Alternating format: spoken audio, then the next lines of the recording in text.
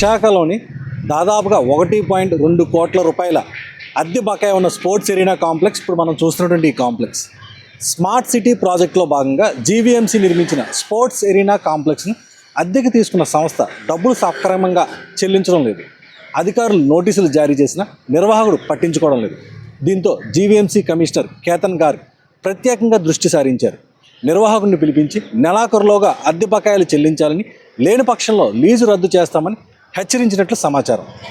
విశాఖ నగరంలోని పిల్లలకు ప్రపంచ స్థాయి సదుపాయాలతో క్రీడల్లో శిక్షణ ఇవ్వడంతో పాటు భవిష్యత్తులో జాతీయ అంతర్జాతీయ స్థాయి క్రీడాకారులను తయారు చేయాలనే లక్ష్యంతో స్మార్ట్ సిటీ ప్రాజెక్టులో భాగంగా వైజాగ్లోని ఎంవీపీ కాలనీ ప్రాంతం ఏఎస్ రాజా గ్రౌండ్కి ఆనుకొని ఉన్న విఎంఆర్డీఏకు చెందిన స్థలంలో 2018లో 25 కోట్ల వ్యయంతో స్పోర్ట్స్ కాంప్లెక్స్ను నిర్మాణం ప్రారంభించారు.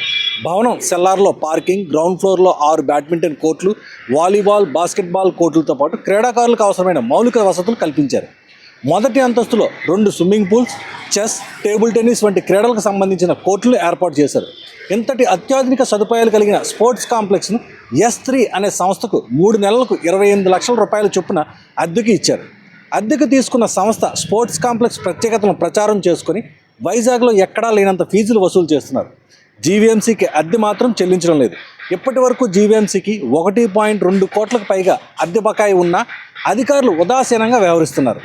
స్పోర్ట్స్ ఎరీనా నుంచి 1 కోటికి పైగా బకాయి ఉండడంతో కొందరు కార్పొరేటర్లు ఇటీవల జీవీఎంసీ కమిషనర్ కలిసి దీనిపై చర్చించడం కూడా జరిగింది.